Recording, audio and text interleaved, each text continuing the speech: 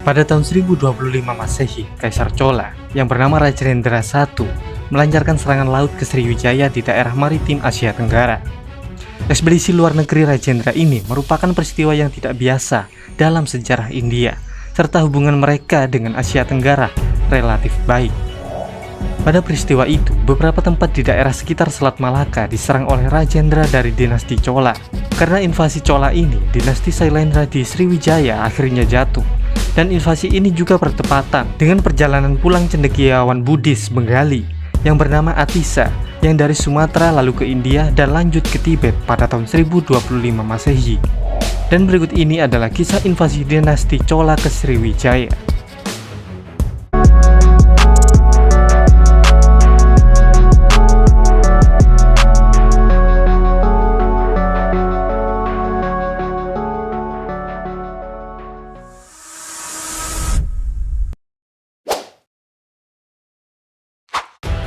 Sebelum terjadinya invasi Chola, sejarah India dan Indonesia kuno memiliki hubungan yang erat dan damai.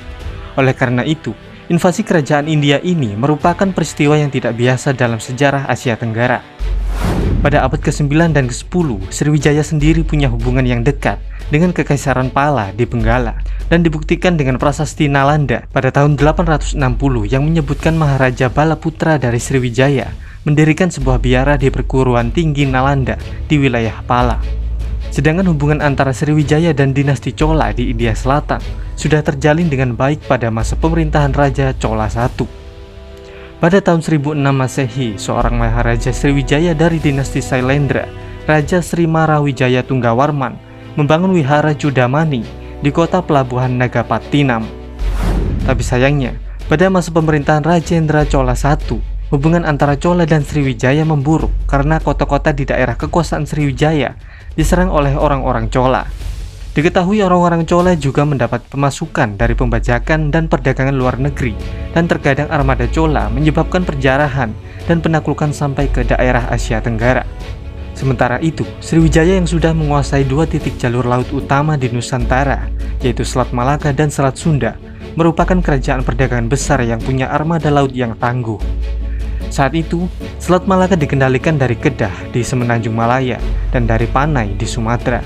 Sementara Selat Sunda dikendalikan dari Malayu atau Jambi dan Palembang. Mereka melakukan monopoli dagang laut yang memaksa kapal-kapal dagang yang melewati perairan mereka untuk singgah di pelabuhan mereka, dan jika menolak, kapal dagang itu akan dirampok.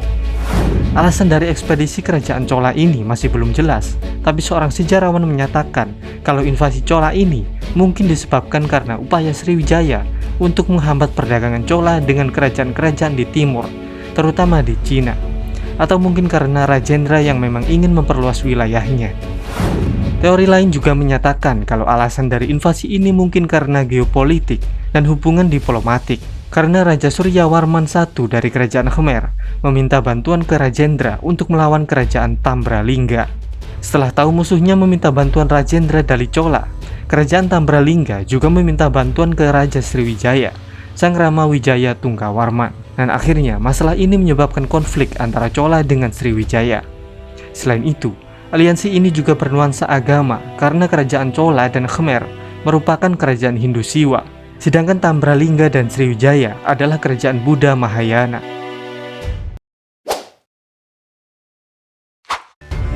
Serangan Chola ke Sriwijaya merupakan serangan yang mendadak dan cepat, sehingga Sriwijaya tidak siap menghadapinya.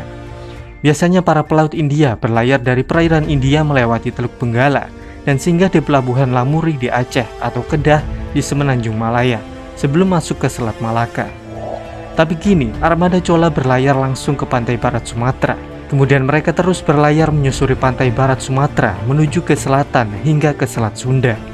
Angkatan Laut Sriwijaya yang berjaga di Kedah dan daerah sekitar Selat Malaka tidak menyadari kalau armada Chola akan menyerang lewat Selat Sunda. Kota Sriwijaya yang pertama diserang adalah Palembang yang menjadi ibu kota Sriwijaya.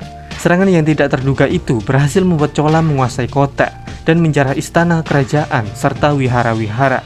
Sebuah prasasti Chola menyatakan bahwa Rajendra berhasil menangkap Raja Sang Rama Wijaya Tunggawarman dan membawa sejumlah besar harta karun, termasuk Widyadara Torana, yaitu permata Sriwijaya yang dihiasi dengan kemegahan yang luar biasa. Setelah menjarah istana kerajaan di Palembang, Chola melancarkan serangan beruntun ke pelabuhan-pelabuhan Sriwijaya yang lain, termasuk Malayu, Tumasik, Panai, dan Kedah. Meski berhasil menjarah kota-kota Sriwijaya, armada Chola ini tidak langsung mengambil kendali atas kota-kota tersebut karena mereka bergerak dengan cepat dari kota satu ke kota lainnya.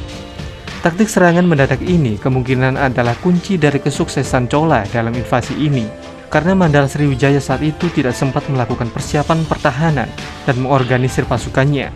Dengan ini, perang berakhir dengan kemenangan bagi Chola dan kerugian besar bagi Sriwijaya yang juga mengakhiri monopoli dagang mereka di perairan Nusantara. Seusai peperangan, karena Maharaja Sanggramawijaya Tunggawarman berhasil ditangkap dan sebagian besar kota Sriwijaya berhasil dihancurkan, Mandala Sriwijaya yang sudah tidak memiliki pemimpin mulai kacau dan bingung. Menurut catatan sejarah Melayu pada abad ke-15, Rajendra Chola I setelah berhasil melancarkan serangan laut pada tahun 1025 Masehi, ia menikahi Onangkiu, yaitu putri dari Sanggramawijaya Tunggawarman. Selain itu, invasi ini memaksa sisa-sisa Sriwijaya berdamai dengan kerajaan Kahuripan di Pulau Jawa. Kesepakatan damai ini ditengahi oleh putri Sanggramawijaya Tunggawarman yang berhasil melarikan diri dari kehancuran Palembang, lalu datang ke istana Raja Airlangga di Jawa Timur. Dan akhirnya, ia menjadi permaisuri Raja Airlangga bernama Dharma Prasada Tunggadewi. Lalu pada tahun 1035 Masehi, Airlangga membangun sebuah biara Buddha yang diberi nama Sriwijaya Srama, yang didedikasikan untuk permaisurinya tersebut. Meski berhasil dihancurkan dan mengalami kekacauan, Mandala Sriwijaya masih bisa cukup bertahan karena dinasti Chola pada akhirnya tidak mendirikan pemerintahan langsung di Sriwijaya, karena invasi ini berlangsung sangat singkat dan bertujuan untuk menjarah. Tapi invasi ini sangat melemahkan pengaruh Sriwijaya, sehingga memungkinkan muncul kerajaan-kerajaan baru. Kemudian Sri Dewa dinobatkan sebagai raja baru dan perdagangan pun dilanjutkan, serta ia mengirim duta besar ke Cina pada tahun 1028 Masehi. Walaupun wilayah Sriwijaya tidak dikuasai langsung oleh dinasti Chola, namun kini para pedagang Tamil merambah wilayah Sriwijaya yang dari dulu dikuasai oleh para pedagang Melayu, dan pengaruh Serikat Tamil meningkat di semenanjung Malaya serta pesisir utara Sumatera. Dengan meningkatnya pengaruh serikat-serikat dagang Tamil di wilayah tersebut, hubungan antara Sriwijaya dan Chola mulai membaik. Pada tahun 1067 Masehi, bangsawan Chola diterima di istana Sriwijaya, dan seorang pangeran Chola bernama Divakara dikirim sebagai duta besar Sriwijaya ke istana kekaisaran Cina. Pangeran yang merupakan keponakan Rajendra ini akhirnya dinobatkan sebagai Raja Chola pada tahun 1070 Masehi dengan nama Kulotungga Chola I. Sebelum itu, di tahun 1068 Masehi, selama pemberontakan Kedah, Sriwijaya meminta bantuan Chola. Lalu Vira Rajendra Chola melancarkan serangan angkatan laut untuk membantu Sriwijaya merebut kembali Kedah. Setelah berhasil meringkus pemberontakan, Vira Rajendra mengangkat kembali Raja Kedah atas permintaan Maharaja Sriwijaya. Lalu Kedah akhirnya menerima kedaulatan Sriwijaya.